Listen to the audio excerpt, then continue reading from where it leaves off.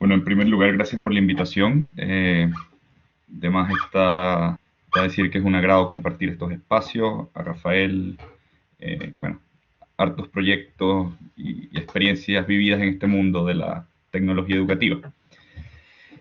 Y en función de eso, yo quiero presentarles un extracto para que más que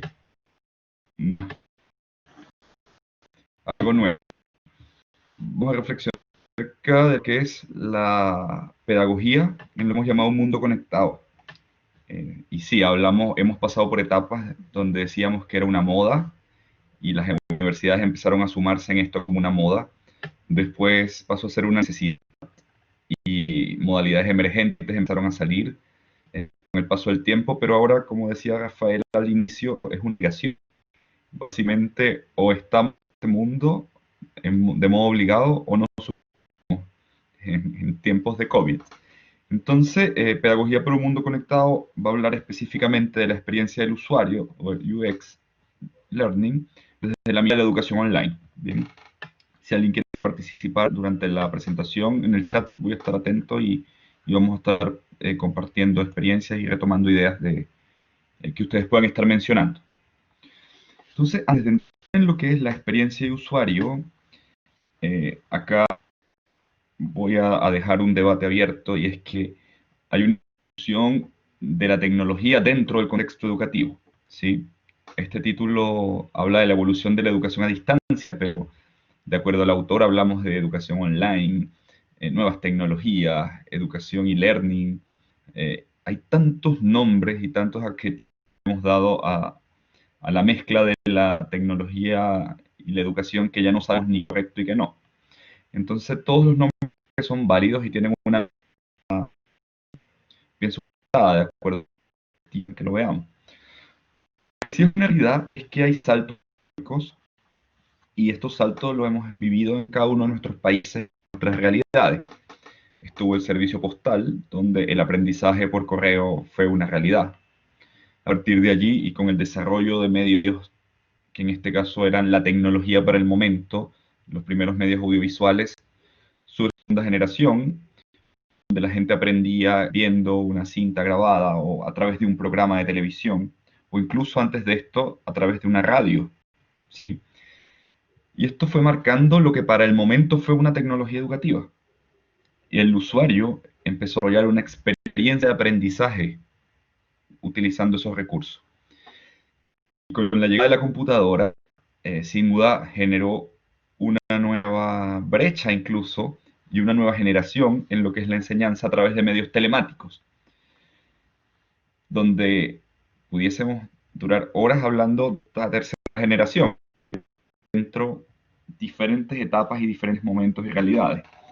Eh, la primera experiencia que yo tuve en este sentido data en esos cybercafé o esos espacios donde el acceso a internet era tan limitado.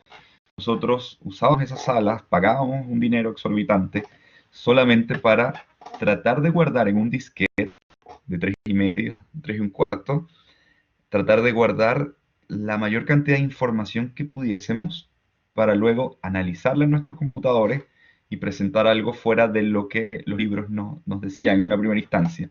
Entonces vivimos esa etapa de texto de la hipermedia y ahora comparamos 10 años atrás, esto ha cambiado por completo. Hoy hablamos de que prefiero tener eh, internet en mi casa antes de cubrir otras necesidades incluso. El internet se ha convertido en una necesidad humana, en derecho, y básicamente más tipo de necesidad tecnológica. Avanzando, lo interesante es la evolución de la educación a distancia o del e-learning o de los medios telemáticos, es porque es decir que a medida que la tecnología avanza, hay una influencia directa en la educación y la educación va a ir avanzando en función del avance de la tecnología. Entonces, el problema se viene a dar cuando la tecnología avanza a pasos agigantados, pero en la educación nos vamos quedando con brechas cada vez más grandes. Entonces, hay diferentes niveles, diferentes etapas, diferentes personas, socialmente nos estamos clasificando. Hay gente que lo llama nativos digitales, otros lo llaman los millennials, los centennials, la generación X, Y. Como lo queramos ver socialmente, hay diferentes brechas sociales con diferentes realidades. Y esas brechas eran diferentes experiencias de educación, donde básicamente el Internet forma parte de la enseñanza de la educación a distancia, del e-learning, y tenemos que afrontarlos porque han salido modalidades emergentes de enseñanza, los educativos, herramientas, recursos, y a veces un poco colapsados, queriendo aprender un recurso, y cuando lo implementamos, ya ese recurso es obsoleto, ¿sí? Es interesante ver acá cómo hay universidades, en el caso de Chile, que hoy en día están hablando de incorporar videos en sus cursos virtuales. Y la tendencia del video ya no es algo nuevo ni novedoso. Ahora estamos hablando de que el video tiene que tener características interactivas, tiene que tener gamificación, tienen que integrar elementos de interacción directa con el. Y hay universidades que apenas en tener que grabar sus clases. Vean cómo las brechas se van quedando allí y es la responsabilidad del profesor, de la institución, el Estado incluso como una política del gobierno, integrar todos estos elementos y ver a qué ritmo quieren avanzar frente a esta línea de avance tecnológico que nos marca un reto sumamente interesante y desafiante, ¿no? Los que estamos, aparte de los que estamos en el mundo de la educación, en cualquier aspecto.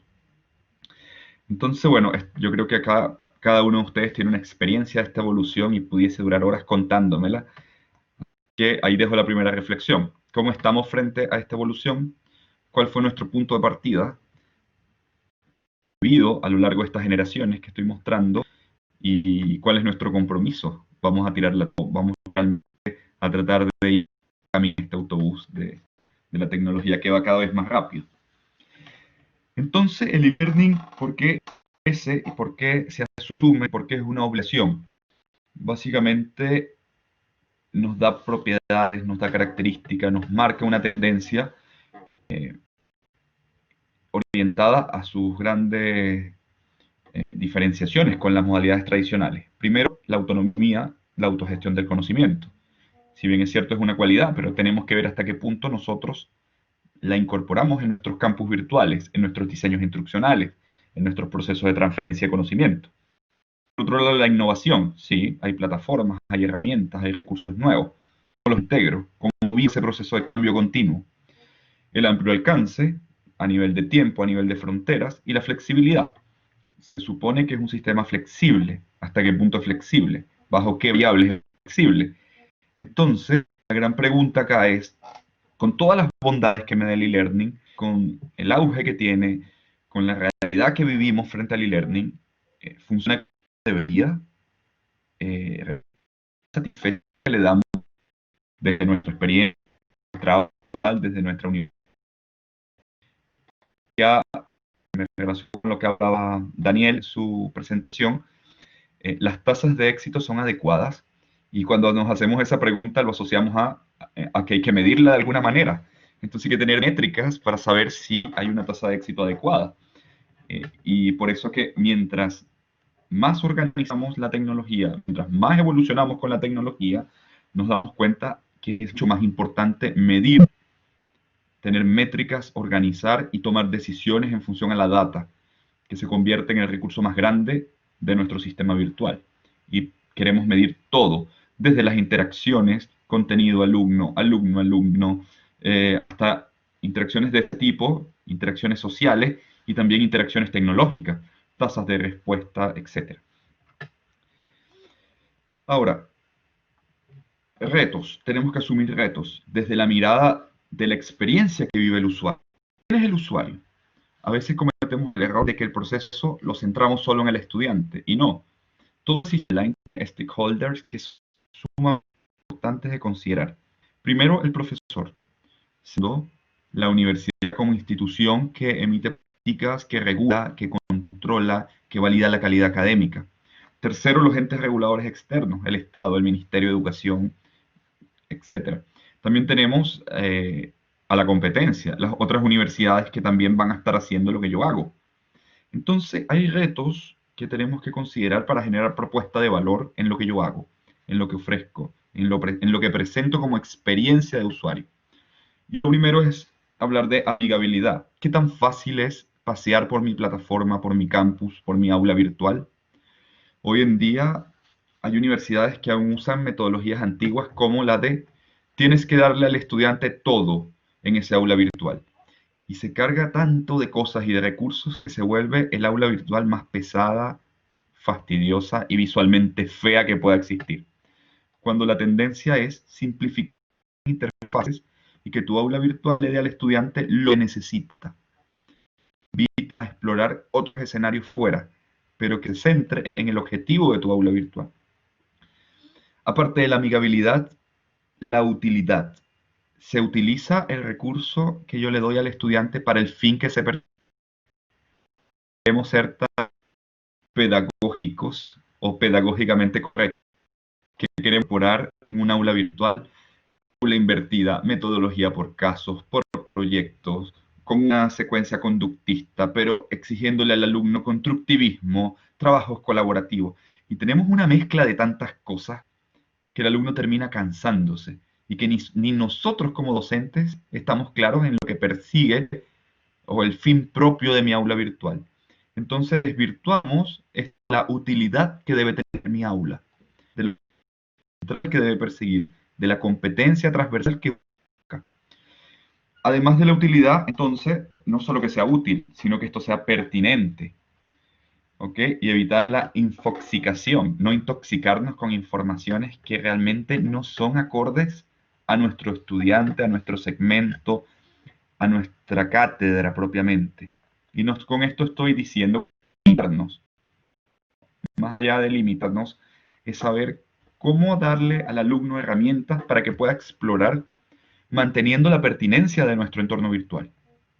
Otra cosa importante, más allá del trabajo colaborativo, es el networking, la red que se pueda generar. Y esa red no solamente a nivel de estudiantes que comparten contenidos, sino una red a nivel de institución, de egresados, de entes relacionados dentro de la misma universidad.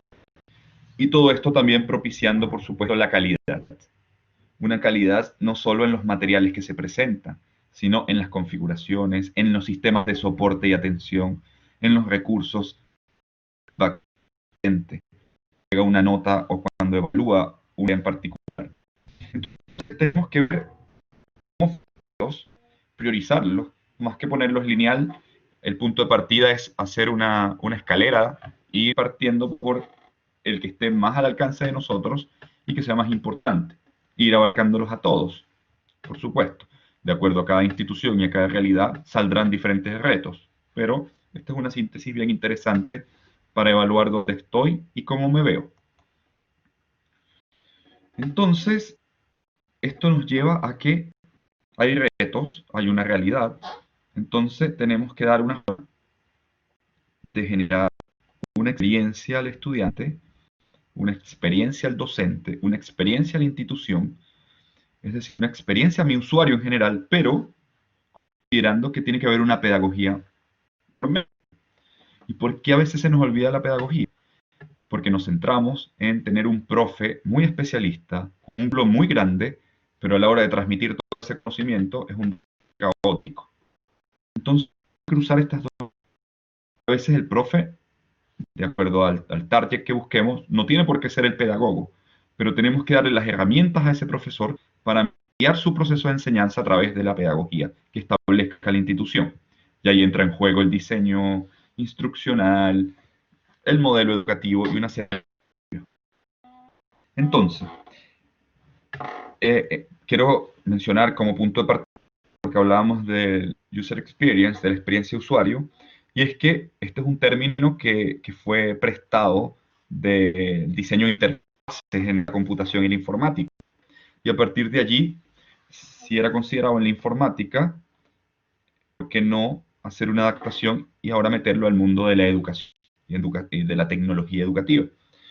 Entonces hablábamos de términos que partieron en diseñar interfaces de software para que el usuario las entendiera.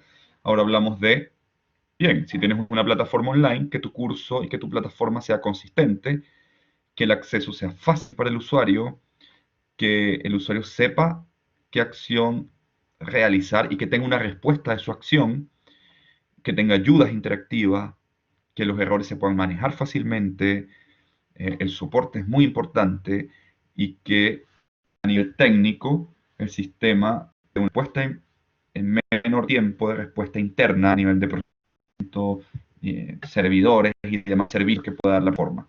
Todo esto se integra para decir intento de por qué la experiencia de usuario es importante. Más allá de decir de que el cliente tiene la razón, porque sería el dicho menos pedagógico que existe. Hablamos de usuarios que pueden ser estudiantes, profesores, no de clientes. Y por otro lado, hay un componente tecnológico importante que tiene que ser considerado. Y esto es importante a nivel de diferentes escalas. No solo es el departamento de TI quien debe diseñar una experiencia de usuario agradable. No, incluso el profesor tiene que diseñar una experiencia de usuario que sea agradable dentro de su curso. La institución tiene que diseñar una experiencia de usuario que sea agradable al profesor. Y es una cadena de servicio aplicado al componente creativo. Entonces, ¿qué hace la experiencia de usuario? El negocio con reglas propias del negocio, institución, de su misión, de sus objetivos estratégicos, con lo que tengo a nivel de tomando la idea entonces donde había quedado, el UX combina las reglas del negocio, las reglas estratégicas de la organización, con la tecnología que tengo, versus el diseño que yo le quiero dar. Cuando hablo con toda la ruta de la página externa de conexión hasta el diseño gráfico, la simplicidad en que se muestran las de los recursos y demás. Entonces, lo que tenemos que cuidar un poco con la experiencia de usuario, y voy a mostrar una imagen típica que en pedagogía es bien importante y bien emblemática, y es que queremos crear aulas y campus incluso homogéneos. Cuando somos conscientes, los estudiantes aprenden de manera heterogénea. Los estudiantes tienen distintas realidades, distintas necesidades, y nosotros nos centramos en hacer la misma estructura de curso para todo el mundo exactamente igual. Los recursos exactamente iguales. Hay universidades que cometen el error incluso de estandarizar absolutamente todo, incluyendo disciplinas y carreras que no tienen nada que ver unas con otras. Entonces hay que tener cuidado con eso, porque hasta qué punto lo homogéneo no me genera un problema de transferencia de conocimiento, de experiencia específica del estudiante en sus aprendizajes, en su vivencia, en su relación, en su networking. Entonces esa reflexión es bueno tenerla y saber hasta qué punto nosotros somos flexibles y dinámicos en nuestros modelos, tanto educativos como instruccionales. Esto nos lleva entonces a que esa experiencia es un área, es una disciplina, un departamento que debe existir o que debemos considerar que se centre en dar una respuesta a la ruta que vive el estudiante, el profesor, a nivel de navegabilidad, a nivel de emociones, de humanización de mi plataforma, de ese compartir, esa convivencia y de impacto visual por la parte gráfica. Entonces es una gran responsabilidad lograr que el estudiante sienta que es fácil entrar a mi plataforma, a mi aula virtual, a mi curso. Segundo, que se emocione, que se motive, que quiera hacerlo. Y tercero, que sea agradable a la vista, que sea un proceso no traumático. Entonces, si yo tengo estas tres cosas en la actualidad, al 100% puedo decir que mi experiencia de usuario y mi UX Learning es intachable. Y simplemente tengo que preocuparme por el mundo crecer y para yo seguir implementando. Porque eso es lo otro, es un proceso dinámico y cíclico. A medida que vaya evolucionando la tecnología, tiene que ir evolucionando mis recursos y mis aulas. Si paso a tener aulas estáticas, van a morir en el tiempo. Entonces, hoy en día hablamos de que generalmente estos sistemas de educación online, sistemas e-learning, sistemas de tecnología educativa, como lo llame cada universidad, tienen diseñadores instruccionales, pero a veces dejan por fuera los diseñadores de experiencias de usuario. Y hoy en día esa es una gran pregunta que se están haciendo las universidades. ¿Cómo transformo mis diseñadores en diseñadores de experiencia? ¿Valdrá la pena tener diseñadores de experiencia? ¿Valdrá la pena el diseño de una experiencia de aprendizaje y definirla en papel? Entonces hay un nuevo lenguaje que se está definiendo. Queda en nosotros ver si lo asumimos ahora o si esperamos que nos obliguen a asumirlo en el mundo tan cambiante que vivimos. Entonces, el diseñador instruccional generalmente ha pasado por muchas etapas. Años atrás, un diseñador instruccional era contratado solo para definir objetivos y usar la taxonomía de Bloom, y todo tenía que llevar los objetivos. Después vino la moda de las competencias, ahora los aprendizajes esperados, toda esta moda que va surgiendo. Y el pobre diseñador instruccional vivía migrando sílabos y programas académicos. Y esa era la gran tarea del diseñador instruccional. Ahora no. Ahora los compromisos han cambiado. Y el diseñador instruccional es un traductor de lo que el profe quiere transmitir a nivel de conocimiento. Tiene que manejar recursos, tecnología, metodologías de aprendizaje, metodologías activas, diseño universal de aprendizaje, etc. Ahora, si a todo ese trabajo del diseñador instruccional le sumamos que tiene que preocupar también la experiencia del usuario, porque eso va a diseño emocional, tiempo, la experiencia, se están redefiniendo sus roles. Y eso hace que este diseñador tenga que preocuparse por una experiencia o por un diseño de una experiencia de aprendizaje. Y valdría la pena pensar si tendría sentido tener un diseñador instruccional más un diseñador de experiencias, o capacitar a mi diseñador instruccional y hacer que evolucione en su rol y quedarme solo con estos diseñadores de experiencias de aprendizaje. Son preguntas que hay que pensar para quienes están en este mundo de la tecnología educativa. Entonces, esa experiencia de aprendizaje, ¿en qué se centra? Se centra en establecer el famoso ciclo de Kolb, donde parte de una experiencia concreta para el estudiante. El estudiante tiene que observar y generar reflexiones del contenido. Él tiene que construir el conocimiento y a partir de allí tener una experiencia activa para resolver el problema. Más allá de nosotros decirle al estudiante que resuelva una tarea y darle las instrucciones, tenemos que hacer que él cubra estas 4 etapas para realmente garantizar que una experiencia de aprendizaje. Ahora, estoy hablando de experiencia de aprendizaje. A todo esto hay que sumarle todo lo anterior, ¿no? El diseño, las interfaces, la facilidad, la amigabilidad. Esto, por lo que para partir con estos diseños tenemos que tener claro primero quién es mi audiencia, a quién va dirigido mi entorno virtual. Estudiantes de posgrado, estudiantes de pregrado, niños, profesores. En función de esa audiencia, definir las experiencias que se asocian a ese estudiante o a esa audiencia particular, para luego empezar los procesos de motivación, el diseño de emociones, y darle sentido a esa construcción de conocimiento que se va a generar, a ese aprendizaje significativo que esperamos. Entonces es muy bonito verlo en 4 palabras, pero es todo un reto. Y detrás de esto hay equipos de trabajo súper grandes. Pero tiene que haber un punto de partida. Y es importante ver, ¿estamos diseñando experiencias de aprendizaje? Como mencionaba Rafael en su presentación inicial. ¿Es empírico o realmente hay un conocimiento científico que avala esto? Porque si nos quedamos en lo empírico, puede ser que nos salga muy bien, pero puede ser que nos salga muy mal la experiencia. Ya finalizando, me gusta mostrar siempre esta imagen. Ahora está muy de moda en el mundo de las metodologías ágiles y el design thinking. Y es que a veces pensamos que sabemos lo que quiere nuestro usuario, pero realmente no le damos lo que el usuario quiere. Pasa por diferentes unidades, departamentos. En las universidades pasa mucho.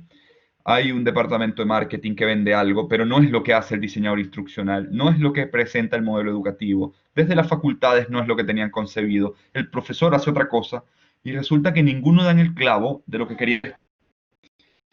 Tener bien claro eso, hacer preguntarnos qué queremos y cuál realmente es la experiencia de aprendizaje que buscamos nosotros y que queremos realmente tener. No hay una receta, no podría decirles yo cuál es la mejor experiencia de aprendizaje o la peor.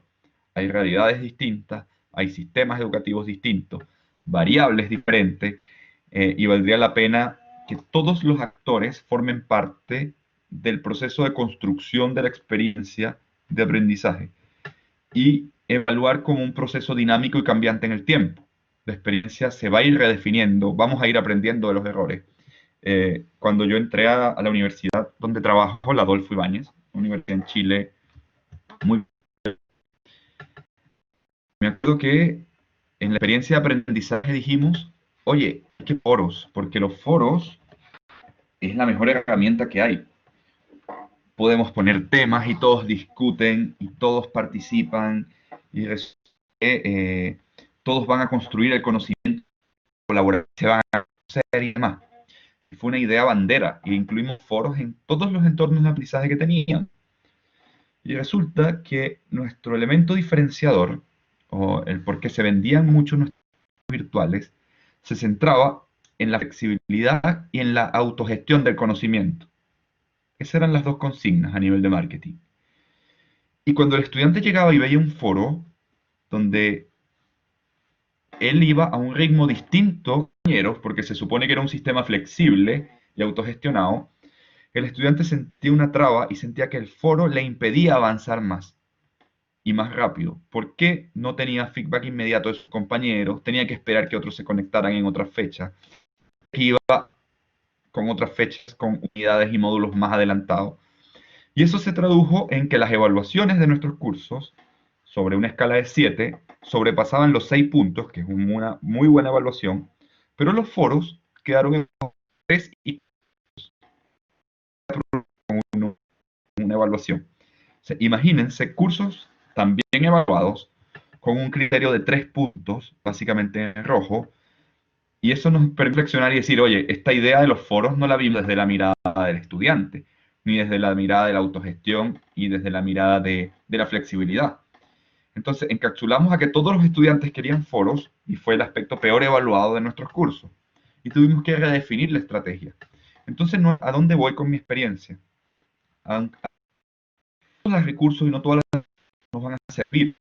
Va a depender de las características propias de nuestro campus, de nuestro programa en específico y de la experiencia que nosotros queramos venderle a nuestro estudiante. Así que hay que tener cuidado en la construcción de esta experiencia y bueno, como dice la redundancia, aprender de la propia experiencia de crear experiencias de aprendizaje. En este sentido, y dejando todas estas reflexiones, porque realmente no vine a decir nada nuevo, sino a presentar lo que son realidades para cada uno de ustedes, hay que considerar que sí o sí, para crear una experiencia de usuario, el protagonista tiene que ser el usuario, tiene que ser esa persona que vive con el contenido, con la plataforma, que utiliza a diario, que utiliza el sistema de aprendizaje. Así que no podemos perder ese norte a la hora del UX dentro de nuestros entornos. Muchas gracias por el tiempo.